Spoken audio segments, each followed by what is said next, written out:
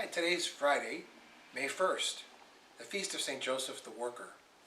Of course, the several feasts of St. Joseph throughout the year have special significance to us at St. Joseph Morello and St. John the Evangelist, as we celebrate this very, very favorite and beloved patron of the Church, foster father of Jesus, and friend of many.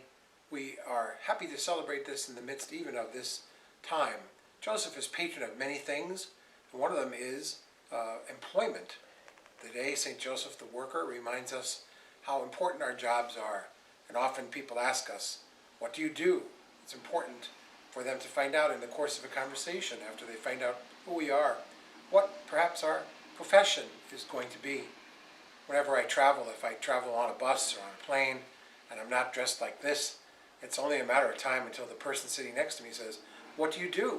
And they're kind of surprised sometimes when I say, I'm a priest. And they have all kinds of questions, as you can imagine. Sometimes they say, you know what I always wanted to ask a priest? Those kind of questions always make me nervous, thinking, what is this?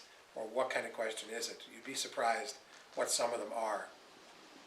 We find ourselves on this first Friday of May, still in the midst of this COVID-19 virus and still dealing with the fact that we are not having public masses. Father Jackson is doing fine, and he is having private masses, as am I, to satisfy the intentions that you have requested throughout the year on these particular dates. We're thinking of you and praying for you at each one of those masses, and praying for your families and friends that everybody remains safe and sound as best we can during this time. The readings today remind us of the simple family origins of Jesus, especially the Gospel, which talks about Jesus as one of the people in Nazareth who everyone knows. They know his family. And yet this special quality that Jesus seems to possess is surprising them because his origins are simple. People that his neighbors know.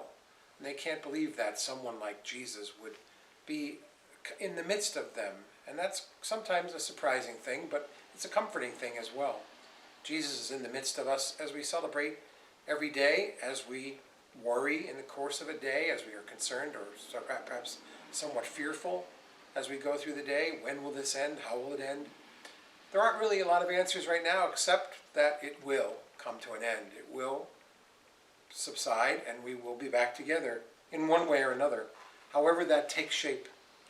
I can tell you that our diocese is trying to put together some sort of a plan when it's safe and when Governor Wolf tells us that we're okay to come back together, even if it is in a limited sense and a limited number.